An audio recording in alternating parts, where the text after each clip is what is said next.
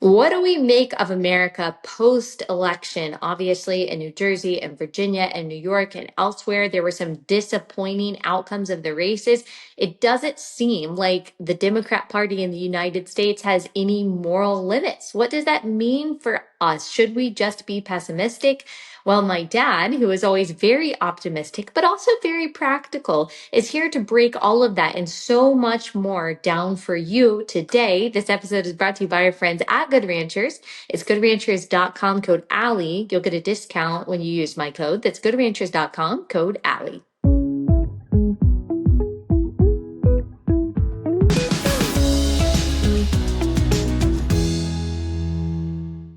Well, hello, everyone. It's good to see you again. Sorry, Allie's not here today, but she is traveling and speaking around the country. She's had a very, very busy fall, and just appreciate your support so much of her and what she's doing. She's actually coming up in January. One of the things she's doing, not able to be here today, PBS, if you can believe it, PBS is going to have her on a show in January, right around March for Life Day, is what we're thinking. So that's going to be really exciting. I know she'll talk more about it coming up, but that's super, super exciting. And PBS, it's pretty rare for them to have a conservative on, so that's going to be an exciting time. But I'll tell you one thing, we're excited about today because I've hosted 2 or 3 of these before, but I've never had a guest on. We are very blessed today, though, to have a really good friend of mine, U.S. Congressman Craig Goldman is here today, and he represents the 12th District of Texas, right, Craig? Correct. Well, thank you for being here. Thanks for having me. I'm a huge fan of yours, but I'm a bigger fan of Allie Beth. So, as most people are that watch this and listen to this, for sure, as they should be, and as her mother is. That's exactly right. Totally okay. And I'm a bigger fan of her mother than you as well. So, that's a good one, too. Well, Craig and I served in the Texas House together, so we have known each other for, I guess, over a decade now. Over 13 years. Yeah, and we actually both got sworn in the same day in 2013, and he sat on the House floor, one desk in front of me, and I generally had to vote for him because he was out wandering around talking to other people. But Craig, we're really glad to have you. Now, you're a 5th-generation Texan, is that right? I am. My great-great-great-grandfather moved here in the 1800s from Canada. He actually was a Russian immigrant to Canada, and he led the team of oxen on the trolleys around Montreal. Wow. And then ended up coming to Fort Worth. He answered a call for workers to come build the original TMP Railroad from Fort Worth to El Paso. Yeah. And he led the team of oxen who carried all the materials to lay all the railroad ties and everything. Wow. So what we don't know, and I'm dying to find out, and I don't know if I'll ever figure it out, is how do you answer an ad? Was it an ad? How do you know in Montreal, Canada, about the job opportunity in Fort Worth, Texas? Yeah, wow, that is, and y'all been here ever since, right? We've been here ever since, yeah. Oh, that is and really he good. And the generations to follow, they're all buried. John Peter Smith, everyone may know the hospital John Peter Smith. Well, that actually was an actual person, and John Peter Smith donated land. It's right across the street from John Peter Smith Hospital. Donated land in the Jewish community of Fort Worth for their first cemetery. So all my relatives from that great-great-great-grandfather are buried in that original Jewish cemetery in Fort Worth. That is fascinating. Yeah, that's really pretty cool. And your district is part of Tarrant County, which is where Fort Worth is. Is that correct? Right. The western part of Tarrant County and then the northern part of Parker County. Okay. And that's kind of for those of you that don't live in Texas, that's kind of in the north central area of Texas.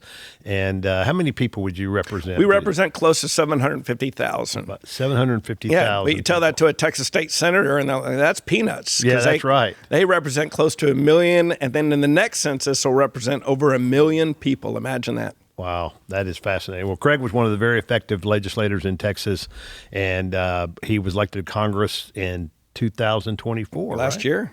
Yeah. So how's it going your first couple of years? It's going good. It's going good. It's first about, setting up your office, and just like we did 13 years ago as freshmen, is figuring everything out, how to pass a bill, how the whole place works.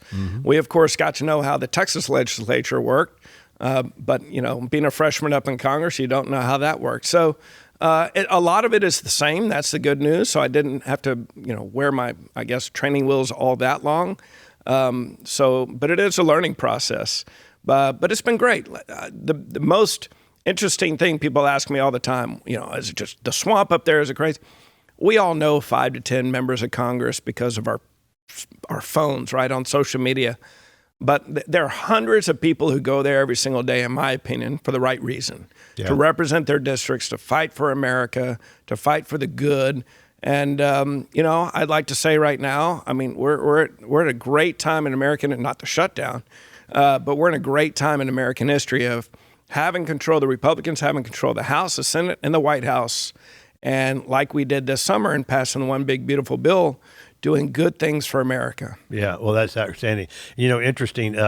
When they go up there, they get selected to be on committees, and the Speaker in the House and some of the rules people they make the decision. The leadership makes the decision, and Craig has been put on the Energy and Commerce Committee.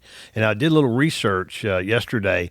Over 60% of all of the federal spending goes through that committee. So that's a pretty powerful committee. I'm sure you're one of, how many's on there? 20-something people on there? Oh, no, there's way more than that. It's total Republicans and Democrats. Okay. There's over 50 on there. 50 on the committee. Wow. But it's the first time in over 20 years a freshman got put on Energy and that's Commerce. quite the honor. It's a great honor. There's 3 of us on there. Mm-hmm. Gabe Evans from Colorado, Julie Fedorchak from North Dakota, and myself. I, of course, had the background of being the energy chair in the Texas State House, so that helped me. Yep. But you still have to go and state your case to a lot of members who sit on the steering committee of why you deserve or should sit on that committee.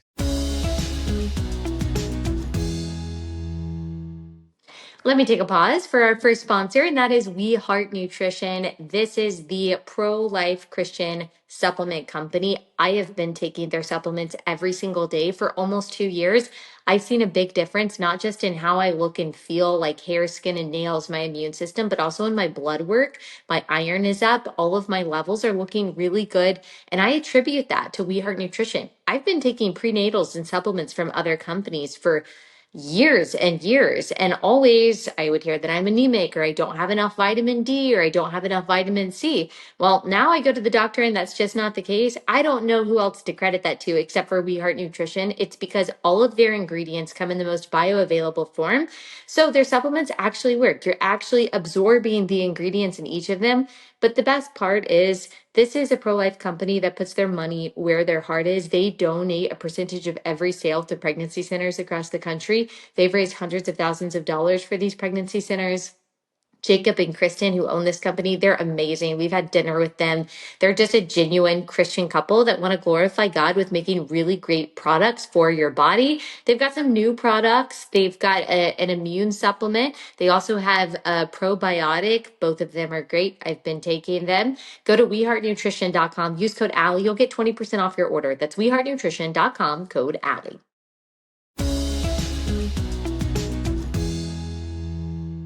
You're the perfect person then to talk about the first subject today, and that's the government shutdown. Obviously, even those of us that don't work for the government, it affects all of us. As you know, I've got a son that works for the government. That's the U.S. attorney in the Western District, so it's affected him. It affects a lot of people, and a lot of us, we don't totally understand it. So kind of walk through why was there even a shutdown to start with? Yeah, good question. So let's go back to this summer, like I said, in passing the one big, beautiful bill. That was priority number 1. And credit to Speaker Johnson and Leader Thune and President Trump for getting that done. And what that was transformative legislation. Normally, there's 1 or 2 committees that have input. There were 11 committees, and some of the old timers told me, this is historic. We've never had 11 committees have input on one bill. Wow. And it strictly was the President Trump's agenda. And Speaker Johnson had been going down to Mar-a-Lago and laying this out with President Trump long before either of them got elected. All last year, while Speaker Johnson was traveling around helping to elect Republicans, he was also going to Mar-a-Lago to continue that relationship, and they knew they were going to win. I mean, there was no guarantee, right? But they had it in their heart. They knew they were going to win. And Speaker Johnson is an extremely religious person. He says, there's divine power here. I'm telling you, it's going to happen. It's really, to hear Speaker Johnson tell the story really is special. But so they laid all this groundwork out knowing that they were going to win. And then once they did, we knew from day one Like, it's all about the one big beautiful bill. It's all about transforming how government operates, Right. and through our committee, getting rid of the waste, fraud, and abuse in Medicaid. You may see Democrats saying, "Oh, they're taking people off Medicaid." No, we took people off who don't deserve to be on Medicaid. Right. Able-bodied Americans who are sitting at home receiving Medicaid that shouldn't. Nope. And and then illegals who are receiving Medicaid out in California that shouldn't. So that's one thing our committee focused on. But having input of 11 committees, the speaker is saying, look, give us the very best. If we can make cuts, where should we make the cuts? So getting that passed was priority. Now the priority is getting the budget done. And we're just behind. And keep in mind, while the Senate was passing the one big beautiful bill, look what they have to go through. They have nominations of ambassadors, the president's cabinet. Hundreds of undersecretaries and all the cabinets have to be approved by the Senate. So they had to go through the nominations as well as all that. So right after a president gets elected, it's a lot of work, mainly on the Senate. So they're behind putting the budget together. So where we got is the budget was coming due, right, in fall, and we needed to have a new budget. Keep in mind, we're still working on the Biden budget from last year, right? Yeah, okay. And so we had passed all the appropriations, have passed out of the Appropriations Committee, all the different bills. I think there's 12 bills, have made it to the House floor, but the Senate hadn't passed all theirs. So we just needed more time. So all we said was, a continuing resolution, September 19th, gave us more time to put together the budget. So actually, this may be why the Democrats are fighting it, because we remain on the Biden budget they passed the last 2 years during this continuing resolution. Normally in the past, also continuing resolutions, you can have add-ons. Whoever's in charge can say, let's add this and this and this. Yeah. So that's why you hear the speaker calling it was a clean resolution. More pork, right? More pork, exactly. And so it was a clean continuing resolution. The very bill that we passed in March, the very bill that Chuck Schumer said, we've got to do this. We cannot shut down the government. We got to pay our troops. We got to pay our TSA agents, our air traffic controllers, our staffs. That's what they're holding up now? And so when we passed that September 19th, not a peep. Every Democrat voted against it, by the way, for no reason whatsoever, other than they disliked it. Because they'd already voted for it at one time, correct. Right? And that's the ironic, I want people to make ridiculous sure you understand is that these Democrats had already voted for the exact same spending bill. Exactly. And now they've all voted against it. If it wasn't a clean one, like I said, they had every right to say, we're not doing that. Right. Exactly. But it was clean, and all it said was, let's continue with the discussions of putting together the budget. So the argument has been, well, we want to have these enhanced Obamacare subsidies that we put together in COVID. Right. Now, was that an argument y'all had on the floor? Didn't even hear that, Ron. Didn't even hear that argument from the Democrats when we took the vote September 19th. Totally manufactured by Chuck Schumer and the Democrats. So Chuck Schumer took this vote back in March, okay? Yeah. And they raised, he got a lot of negative feedback over it. And so there's no secret that AOC is looking at primarying him in a couple of years. And so apparently he didn't want to hear from him again. And so he didn't want that negative feedback. Yeah. And so he forced his caucus, the Democrats in the Senate, to vote against it. And this is where we are. And they're going to take the 15th vote today, 15 votes on passing a clean continuing resolution just to keep the government open so we can continue to negotiate putting together the budget for this year. Now, they manufactured this, but the Obama tax credits expire in December. And keep in mind, we took this vote in September. Yeah. So from September is a lifetime in Congress. Yeah. So, and keep in mind, we're talking about Obama tax credits, Obamacare tax credits. So those go through our committee. All those health bills go through Energy and Commerce. We didn't have time to even discuss it before they shut down the government. Yeah. So reopen the government, have it go through our committee, have all the members discuss it. Exactly. And it's not even the original credits. They want the enhanced credits. Which is, I want to tell people, it's up to 400% of the poverty level, which for a family of four, it's for like $160,000 you could make and still get a credit. It's just crazy. A fellow member put it perfectly the other day. Okay, we have Obamacare, right, which not one Republican voted for. Right. So we have Obamacare thrust upon us It's not working. It was going to save us a bunch of money, Craig. What happened? Was going to save Americans a bunch of money. It's not working. So what they do 5 years ago, Democrats, again, not Republican, voted for tax credits on Obamacare to last 5 years. Right. That's all we'll need. They could have made them they could have made them permanent. They were in charge. But even Democrats said, hold on, let's just make it for 5 years. Right. So now their 5 years is up. And now they want to extend them some. Not even all Democrats want to extend them. And what does that tell you if they need to extend these? It's not working. They're admitting it's not working. Yeah, it is not working. So tell me what's going on now. We're going to be, when this comes out, we'll be at day 43 or 44 of the shutdown. So tell us what's going on. Give us a little bit of behind the scenes info. Behind the scenes. Well, I just came. Speaker Johnson was nice enough to have me at one of his press conferences. He's been holding daily press conferences, repeating the same line. We are willing to negotiate. We're willing to talk to the Democrats. We're willing to do all that once government is reopened. So the Republicans in the House voted to keep the government open. Mm-hmm. The Republicans in the Senate have continued now 15 times to either keep the government open or reopen it. And the Democrats consistently vote against it because they want to talk about extending these Obama tax credits. It's manufactured. It doesn't make any sense. Right. I appreciate Speaker Johnson holding the line. I think a super majority of Republicans in the House agree with him that, look, reopen the government. We have nothing to negotiate. Speaker Johnson has nothing to negotiate because we voted to keep the government open. Right. We voted to keep the government open, and we hold the majority. It's the Senate that needs 60 votes. That's what some people don't understand.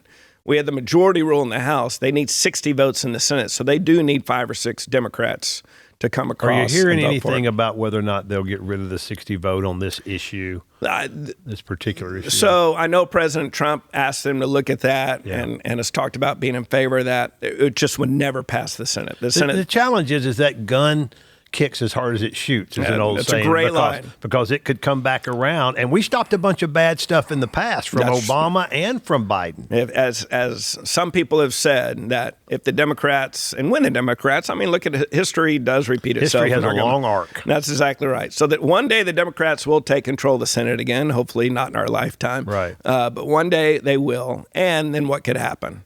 Yeah. A lot of bad things if you take away that 60 vote threshold. So do you think that, and I'm sure there's talks going on behind the scenes, there always seems to be, do you think we're going to before Thanksgiving, do you see anything happening? Look, like I said, I appreciate Speaker Johnson so much because he's holding the line. And again, we have weekly conference calls, and almost everybody in our conference is in agreement that we voted to keep the government open. There's nothing for us to negotiate. So everything's happening over in the Senate.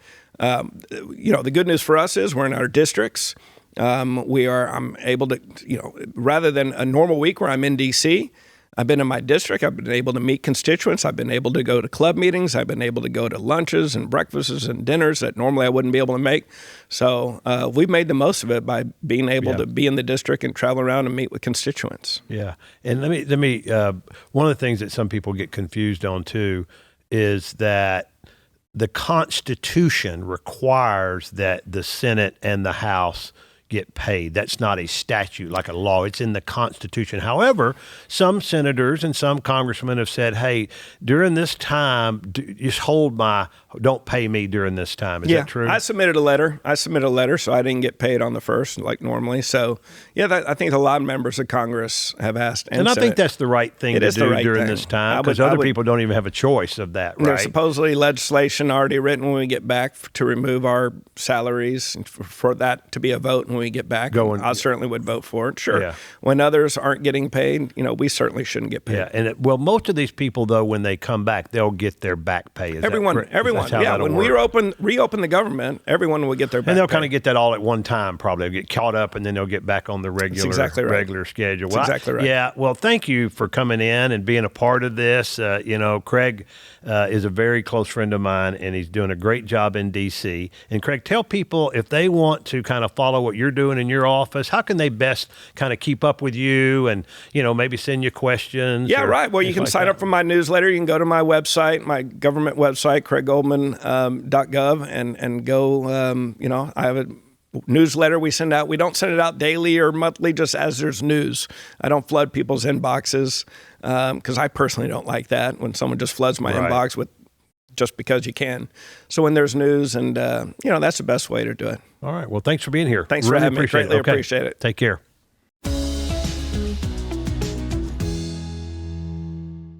Next sponsor is Fellowship Home Loans. So if you are looking to buy a house or you're looking to refinance your home, that's a really big decision. That's a lot of money. You want to make sure that the people that you're working with have integrity, that they align with your biblical values, that they are doing their business not just by the book, but by the book, by the values of Scripture. And that's what you're going to get with Fellowship Home Loans. Mike and Brian of Fellowship Home Loans, they're the real deal. Their team is going to make sure that you get the best deal possible for you, that you can get into the home or the mortgage that you need right now. You can date the rate, marry the home. What you need right now is to make sure that your finances are in order, to make sure that your family has what they need. So call Fellowship Home Loans.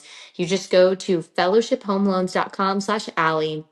You'll get a free meeting with them, free consultation. They'll even give you a $500 discount at closing, which is awesome. That's fellowshiphomeloans.com/Allie. Terms apply. See site for details. Fellowship Home Loans, mortgage lending by the book. Nationwide Mortgage Bankers, DBA Fellowship Home Loans, Equal Housing Lender, NMLS number 819382.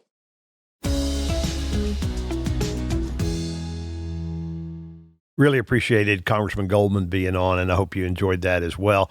Let's move on from the government shutdown into the recent elections. And I know that concerned a lot of people on the conservative side, and we're going to go through that, and then I'm going to tell you why it's going to be okay. All right, I just want to make sure everybody understands it's going to be okay.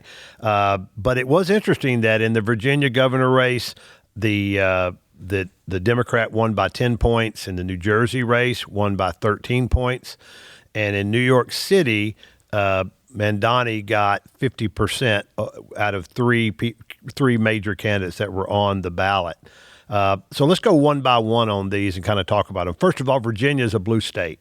I know that if you were like me on election night 2024, when we saw the first Virginia results come in, we thought, okay, we got a chance to win that state back. And it ended up not being in the Republican category.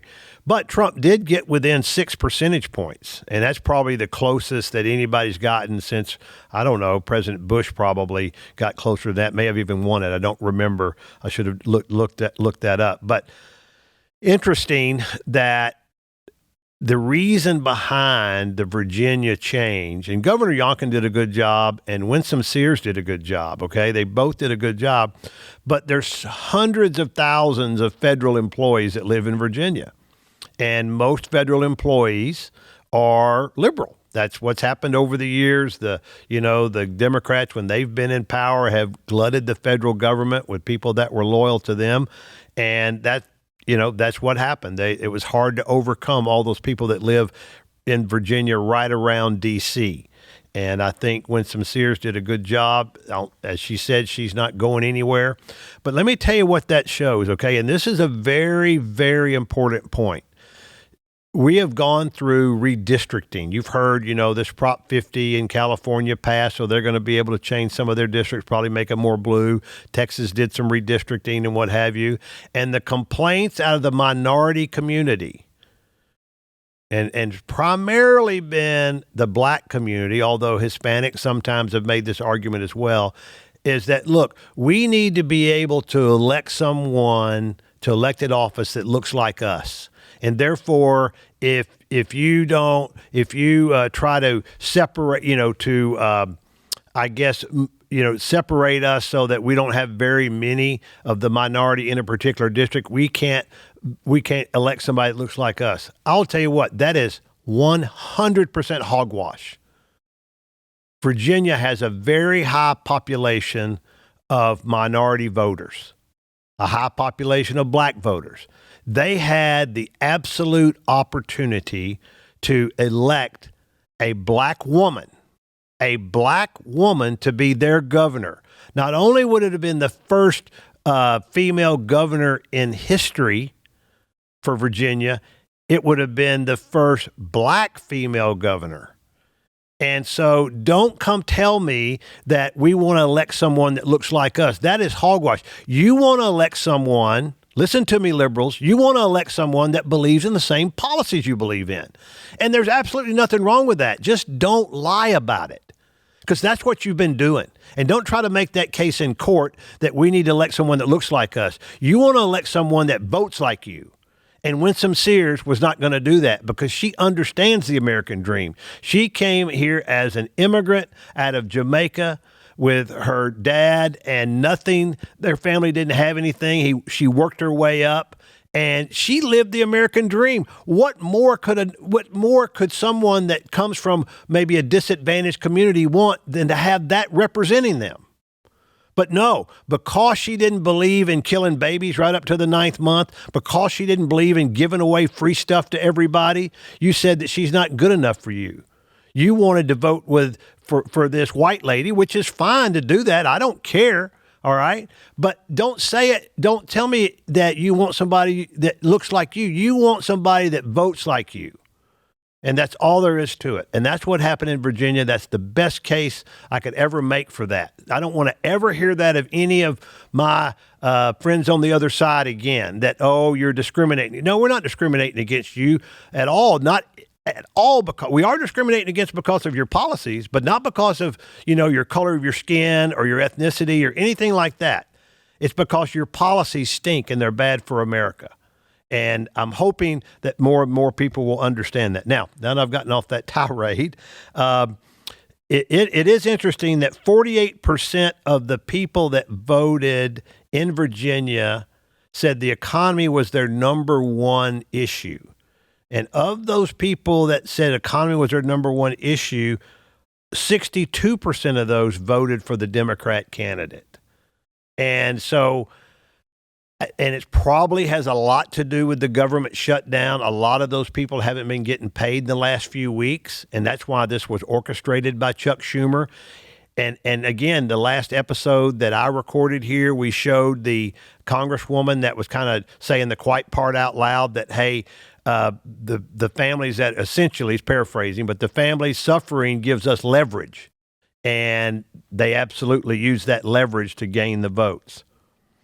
So anyway, let's move on to New Jersey. New Jersey, 13 points different. Again, Trump got within 6 points of that in 2024. That's why we had so much hope. And we had a good candidate.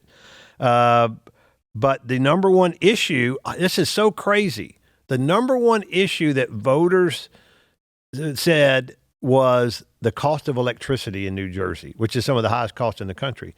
Now, if that was their number one issue, and New Jersey has been run by by Democrats, governors and Democrat legislature for the last 30 years. If that was their number one issue, why did they elect someone that is going to continue the same thing? I don't get that. But of the people that said that, 60% of them, or 60-something percent of them voted for the Democrat candidate.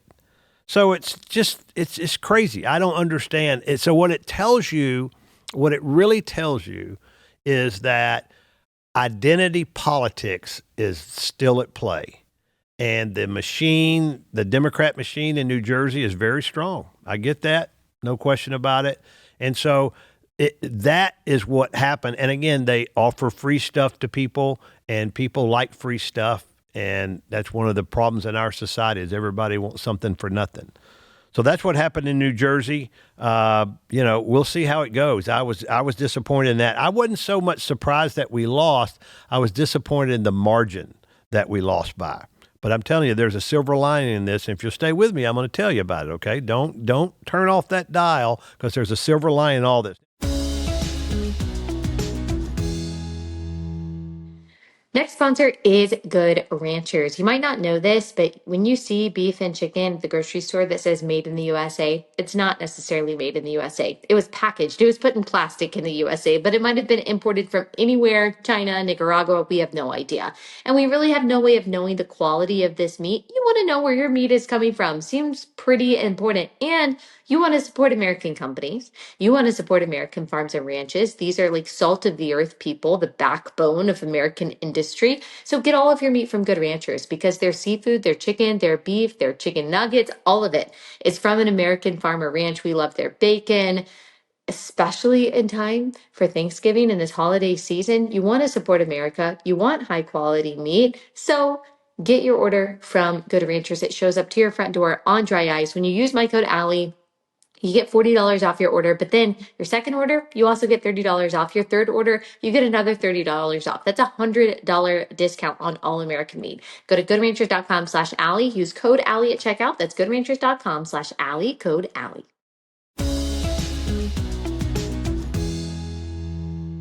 Now let's get to New York City. New York City, here's what you have to take out of that. Yes, mamdani, that's how you say his name? Yeah, I think so, mamdani. Yeah. Mamdani ended up with 50% of the vote, but you know what that also means? 50% of the people voted against him.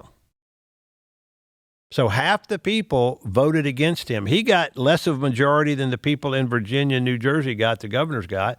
And so half the people said, you're not the person. In fact, 41% of the people went for an independent candidate in former Governor Cuomo. Now, I didn't like him either because if you remember when the New York State Assembly passed a bill several years ago that allowed abortions right up to the time of birth, you know, the governor touted that. In fact, they lit up New York City with everything pink, you know, celebrating the killing of babies. And so I wasn't a Governor Cuomo fan at all. In fact, it was the choices in that weren't good. There was a Republican candidate in there, but he never had a chance. I guess Cuomo would have been the lesser of two evils, but I don't think that's going to work out to our advantage. It would have as much as mamdani is. I'll bet you this is the case. Stay tuned. Now, here's something to be interested in. The people that were born in New York, people that were born in New York City, basically lived there all their life, 55% of them voted for Cuomo. But 40% of the electorate under age 45, that 40% of the entire electorate is under age 45, and 65% of them voted for mamdani. That is, I mean, that's kind of that's what happened right there. And I think that New York is going to be in for a rude awakening. I think President Trump thinks so too. Let's listen to what President Trump had to say about it. You know, I'm so torn because I would like to see the new mayor do well because I love New York. I really love New York. When I left New York for Washington, New York was doing really well, but there were some bad signs. The bad sign was a guy named de Blasio. So the signs of de Blasio, that was the beginning, and it was bad. This one, we're going to look. For 1,000 years, communism has not worked. Communism or the concept of communism has not worked. I tend to doubt it's going to work this time. Did you see his victory speech? It's literally never worked. Yeah, I thought it was a very angry speech, certainly angry toward me, and I think he should be very nice to me. You know, I'm the one that sort of has to approve a lot of things coming to him, so he's off to a bad start. I'd forgotten about de Blasio. Man, what a disaster he was. Thank goodness he was out of my memory. But that's true. Communism doesn't work. Socialism hasn't worked. I mean, do we not need to look just back at Russia? The whole thing fell apart. I mean, come on, parents. If you're not telling your kids about that, you need to educate them about that, right? They may not remember what happened during that time and how it fell apart. So make sure you're teaching your kids history, real history. Now, let me tell you why I think there's a silver lining in all of this. All right? Because here's what happened is we elected, or those places, Virginia, New Jersey, some other places, New York City, and some others, elected probably the furthest left candidates they could have elected. Excuse me. And that means that what in their mind, they're thinking they have a mandate to govern as far left as possible. So you're going to see even more woke policies being put into place or trying to be put into place. You're going to see an upping of the rhetoric on the trans, on all of those types of things. And in my opinion, that is going to help us in 2026 because it's just going to more and more expose the radicalness that's taken over the Democrat Party. And I guarantee you the people that are most worried today are moderate Democrats. And there's a few out there left, okay? There's still some out there. There's not many, but there's a few out there. And so I believe that assuming that the economy does well, we get past all this tariff stuff, that what these elections will do for us is it will help people realize just how crazy some of these policies are that these new elected officials are going to put in. And what that also should do is it should tell people like you and me, the grassroots, that we need to be paying attention, that we don't need to relax. We have to make sure it's time for us to gear up again, folks. Okay, we're coming up. We're almost at the end of this year. I want you to enjoy your holidays and enjoy time with your family and what have you. But when we turn that calendar, we have got to get really engaged in the political process of getting the people that we believe have the right policies elected. We got to get them through some primaries first, and then we got to make sure next November that we get them through the elections, because we need to keep the House and the Senate. There's no question about that, and we need to do that at the state levels as well, not just at the federal level. So we got to get back up and get to work. And the other thing that we need to do is we need to stop our infighting, okay? It just drives me crazy. I mean, the Democrats are doing it. I know it's driving some of them crazy, but we do it on the Republican side too. Why can't we be like Ronald Reagan and say, look, if you're 80% with me, you are with me. And if we need to negotiate the other 20%, we'll do that. But we have such a purity test. If you're not 100% with me, then you must be some crazy liberal. Or if you're not 100% with me, you must be some, crazy, on the far, far right. So let's quit our infighting. That's happened so much. It happens here in Texas all the time. Is that when you have a party that's in the majority, they feel like they don't have to fight the opposition party anymore, so they just look to fight on the internal side. And that's the most ridiculous thing I've ever heard, because it ends up making the majority party become the minority party. And we don't want that to happen. So let's focus on what we agree on. All right, we can discuss what we don't agree on and civilly debate it, but let's focus on what we agree on. And when it comes to election time, let's put our disagreements behind us and get behind the candidate that our primary voters have chosen and get them elected. That's very, very important. I also would say, and Congressman Goldman earlier in the our session today talked about it, and that is we need to expose the fallacy of Obamacare. You remember President Obama and all the Democrats saying how this was going to save healthcare costs, is going to keep the cost, the rising cost of healthcare down. That has been one of the biggest lies ever portrayed by our government. Costs have gone straight up. And if you buy your own healthcare like I've had to do for our family, since we're not part of a big company, it has gone straight through the roof. And the reason that the Democrats want these enhanced subsidies to continue is because they know that they're going to get a huge backlash for selling this bill of goods to the American people. It has not saved us money. Now, we can go in there and fix the system. The Republicans can, but it's going to require, a whole lot less government control of the system, because it just does not work. And at the end of the day, it also brings down the quality of care the more government controls it. And we've experienced that in our families. You've probably had that in your families where people have been on the government part of the health care, and it's just not as good. A lot of doctors aren't taking Medicaid anymore, okay, because of the reimbursement rates and things like that. So the Republicans need to expose the fallacy of Obamacare. And then the other thing we really need to do, and I call on President Trump to do this, is we got to get past the tariff issues, all right? I personally understand why we're doing it, and I think reciprocal tariffs make a lot of sense. If they're going to do it to us, then their goods need to be tariffed the same way. But we need to get past that and get settled. And wherever we're going to end up, let's get settled on that. I know the Supreme Court's talking about what powers the president has on that. I'm not exactly sure how that's going to come out. There's some belief that there's skepticism by the Supreme Court on that, but I'm not sure that's the case. When I read the Constitution and the legislation that's put that in the past, it gives the president pretty broad powers, but we'll see what the Supreme Court says. But I want you to know that it's really been the first 11 months of President Trump's presidency has been pretty darn good. And I know it seems like it's been longer than that, but it's been pretty good just during the first year. And we just celebrated a year of his election last week. So listen to what President Trump has to say about his pretty much his first year in office. Really hard to believe, but just think of it. 1 year ago, we were still in the middle of a presidential campaign. Can you believe that?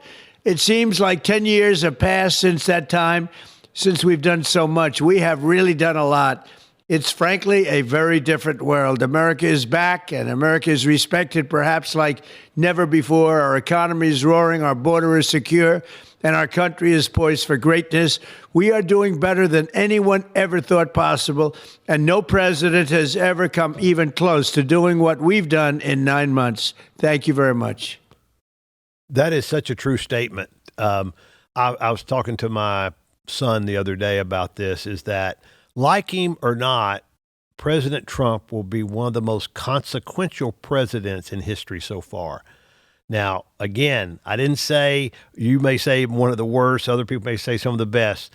Let's put that to the side. It will be consequential because this man is taking the presidency like nobody else before him. And of course, being a conservative and believe in some of the things that I believe, I'm liking most of what he does. But even if you don't like him, you have to admit it's been pretty consequential and probably changed the presidency forever. We'll see in the next one.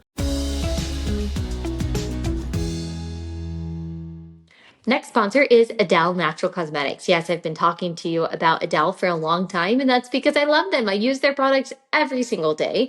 I love my essential cleanser. It's been a game changer for my skin. It's oil-based. It really does take off all my makeup, makes my skin feel clean without it feeling dry and like I've just stripped it of all of its nutrients.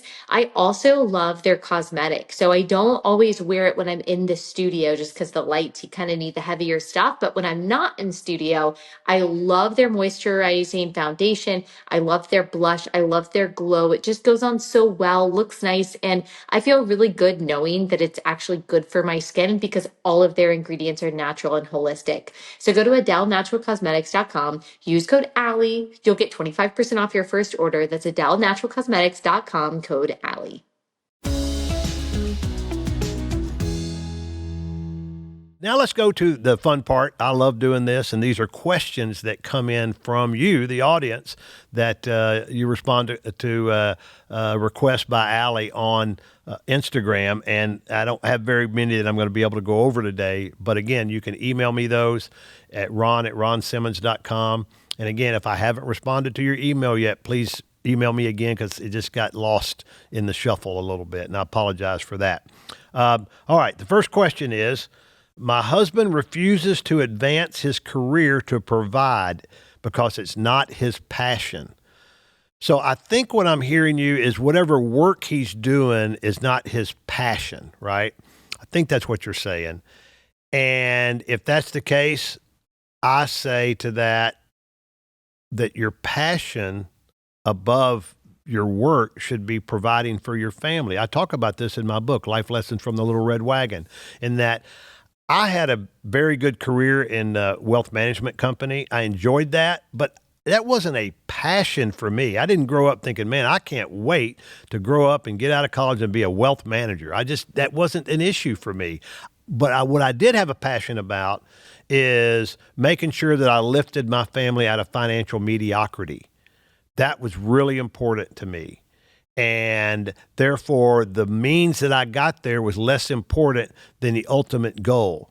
And I would say to you, lady, I feel sorry for you in a way, but I think that you and your husband have to sit down and have some serious, straightforward talks. I get it. I want him to have it would be great if everybody could be in a situation like Allie Beth, where she actually doing what she does is her passion. And the fact that she can make a living doing that is really a bonus on top of that. She would be doing it anyway in some form or fashion because communicating is her thing. But most of us don't get to do that. Most of us, end up doing a job that we're qualified to do and are good at, but we may not have a deep set passion for that. what I would advise you to do and your husband is sit down and have a talk about that and say, what's the most important thing here? And hopefully the most important thing is providing for your family. And if that's the most important thing, then find the career that allows you to do that the best. And if you've got a passion outside of that, find a way to feed that passion outside of what you're doing to provide for your family. All right. Don't make your family suffer because your passion doesn't pay you enough money. That definitely shouldn't do that. Second thing is, and this is, I love this one. This says, we own our own home. We're 38 and 42 years old. We don't have a mortgage on the house, and we don't have any debt, which that is fantastic. I mean, you're one of the 1/100th of 1% of the people in the country. So first of all, congratulations. Great job. And then your question is that you have about $160,000 in the bank. What do you do with that? Well, again, I don't, in general, is all I can tell you, because I don't have all the fine information that I would need to make a good recommendation on that. And I'm not want to give you investment specific advice. But generally what I tell people is you need to make sure that you keep 90 days worth of your living expenses in a money market type account that you can get to immediately. The other money, if you don't need to use it within the next year or two, then you want to invest that in a longer term strategy. I think the best strategy to do that in is a broad-based U.S. equity, either mutual fund or exchange traded fund called an ETF, like a S&P 500 ETF.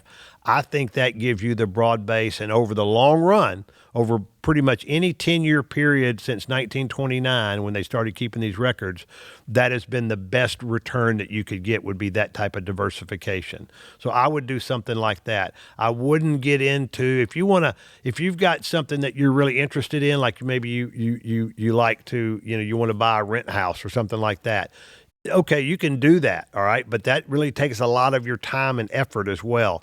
Investing in an S&P 500 index fund doesn't require much of your time. You just let that sit and ride that out.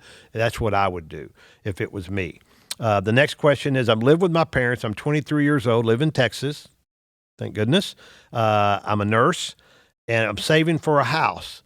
Well, first of all, thanks to your parents for allowing you to do that. Hopefully you're not having to pay them much rent, although I assume that you're helping them a little bit for groceries and things like that. So you should be able to save most of your money. First of all, don't go spend it on a huge expensive car payment. All right. So yeah, you should be able to save 50% of your take-home pay. Set that aside for your mortgage. I would put that in a money market account. Don't put that in something that takes on any risk, because you've got a specific thing you're saving for in probably a specific period of time. That's what I would do if I was you. And then, how do we steward retirement culture well? That's a really good question. And I think what they're asking is, what does retirement really look like? And a lot of you listen to this are way away from that, but some of you aren't. We run into a lot of Allie's listeners that are closer to my age and what have you. And I think what you have to do is you have to realize is that there's nothing biblical about retirement. Now, I think there is something very good about you feeding back into your community and into your family, and being in a position where you don't have to go to work 40 hours a week or 50 hours a week allows you to do that. But what I would say is that you need to make sure that you're doing something that still has significance. And that's different from being successful. You can be successful financially, but do you have significance? And significance is where you're feeding back into someone else so that they can be something greater or do something greater than what they would have done without you being a part of that. Whether that's, and for Lisa and I, it's the simple things, like when Allie's out speaking and her husband goes with her, maybe it's Lisa and I helping with the kids. Or like last night, Allie had a talk and her husband couldn't go, so I went with her. It's whatever that is that puts you adding significance to others. But don't be just where, okay, I'm retired now, I don't do anything. Do not get into that. And you can't play golf every day. And I love golf. In fact, when I leave here today, I'm going to play golf with my son-in-law, which is going to be great fun. But I have to have other things that are significant. So, and if you wait till you retire to think about those things, it's hard to catch up. you need to be planning those things while you're still working. What do I want to be engaged in that I will think is significant and will add value to the people that I'm around? That's what I would say on that one. Next sponsor is 7 Weeks Coffee. 7 Weeks is America's pro-life coffee company. You can allow your coffee to serve a higher purpose instead of your dollars going toward a company that is then donating them to pro-choice organizations and Democrat politicians, socialist campaigns. You can buy coffee from a place that is donating your dollars to pregnancy centers and saving lives and sharing the gospel. In fact, they've donated over $1 million to these pregnancy centers. But it's not just that. It's not just that it's a great purpose. It's also that it's amazing coffee. It's really high quality. It tastes great. We drink it in our home. It's sustainably sourced, all of that good stuff. And it's really, really clean. So get your coffee from 7 Weeks Coffee. Go to 7weekscoffee.com. Use code Allie. You'll get 10% off. That's 7weekscoffee.com, code Allie.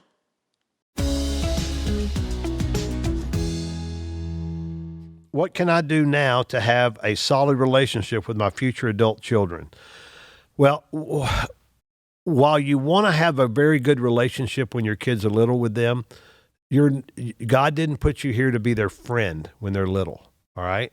And it's a balancing act because you don't want to be overbearing either, and I certainly have been guilty of that in the past.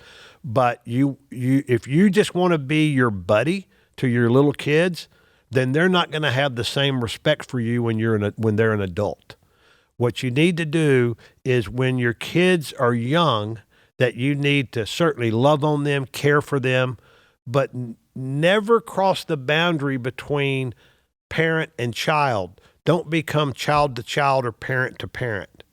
Because if they see you that way, they will not have the same respect for you when they also become an adult. Because when they become an adult, then they still want to have that parent-child relationship, all right? And certainly it's different. There's no question about it. You are treating them differently. And while I consider myself very close to my adult children, I still think they look at me as their dad and not their buddy. And they probably will, have different types of conversations with their buddies than they do with me. Although we have a lot of fun conversations, we certainly can talk about adult things that we couldn't talk about when they were little. But that relationship needs to stay that way. What I would say to you also is don't squelch the fire in your children. Allie and our two sons were totally different. And our sons were very easygoing, a lot like their mom. Allie was a little bit more like me, a little bit more outgoing, a little bit more challenging. And my wife was really, really good at, even though it was against her nature because she wasn't that way, allowing Allie to be who she was with still being the mom, though. I mean, she had to pull the mom card many, many times. And then also Lisa impressing upon me my need to not treat Allie the same way I treated the boys because it was just a totally different scenario. And so while I had to be strict sometimes, I hope that I'd never put out to where it would just totally squelch her, right? And it would have a long-term scarring effect on our relationship. It hasn't. Our relationship, as you guys know, is great. But it's really because of some things that her mom taught me and taught her during that time. So I would just say, remember the parent-child relationship, but don't squelch who they are.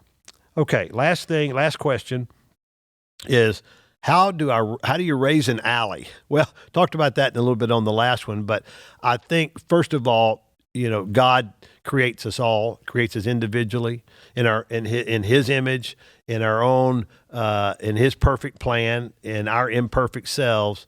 And I think what you do when you have a child that has that outgoing spirit and has that ability to, probably do some things that you couldn't even think about doing when you were her age, is you have to make sure that you never tell them that there's something they can't do.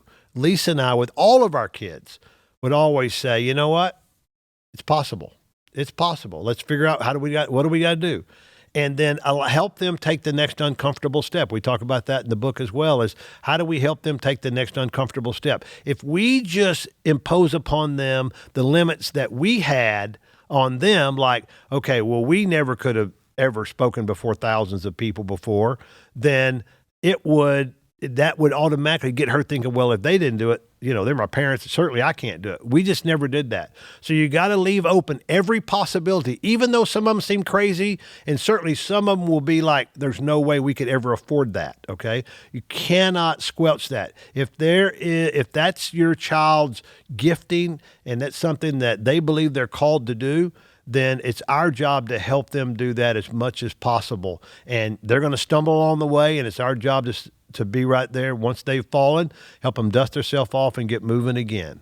And that's the role that we play. So anyway, I hope that helps. The last thing, as we wrap up today, is what is every time I do these, I have a final deal called Wisdom from the Wagon, and it refers back to my book, Life Lessons from the Little Red Wagon.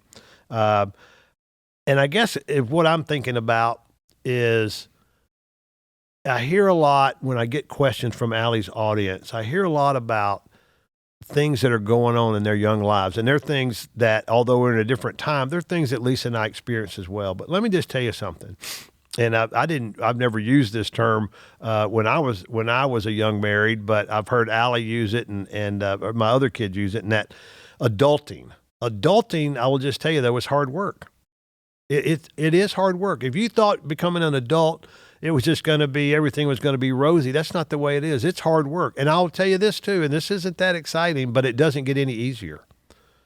I'm 65 years old, and I have complications. When I say complications, complexities is the right term. Complexities in my life that I never dreamed of. Now, they're good things, right? I got 3 children, 6 grandchildren. And so things get more complex as you get older and as your family changes and as your family grows and what have you.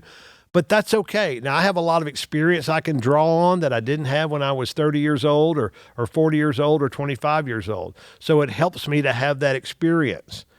But you have to begin now when your kids are little and when you're younger to make those hard choices so that as you get older and your kids grow and your family dynamic changes, that you will have been through that. If you just try to take the easy way out on every scenario, you're going to end up not where you want to be in the long run. Okay. And life is a journey. I guess there's really never an end until the Lord calls us home. But it's so much better. I'm so thankful that we had to make some tough choices when we were younger. We had to decide that we wanted our kids to go to private school. And no matter what that cost us, we were going to figure that out. And believe me, we didn't have a lot of money. I was going to let my kids pick the college of their choice that they felt the best with. And I was going to do whatever I had to do to make sure they could do that. And, they could have both gone. The 2 that went to college could have both gone to in-state Texas schools, had a great education, and it would have been a lot less expensive. But that's not where they felt like they should be. And both of them made the right choices, all right? And, it cost us a lot of money, but it was the right thing to do. But we made those hard choices. We had to give up some other things for that to happen. With Daniel, with our son that has autism and epilepsy, there's a lot of choices that we've had to make that we could have taken the easy way like we've seen people do, but we make the hard choices. If you make the hard choices now, okay, when your family's young, it'll be much better for you in the long run. I promise you that. Thanks for listening always. Thanks for supporting Allie. Please continue to pray for her and for all that she has going on this fall and her family. And I know that she feels those. So thank you very much. We'll see you next time.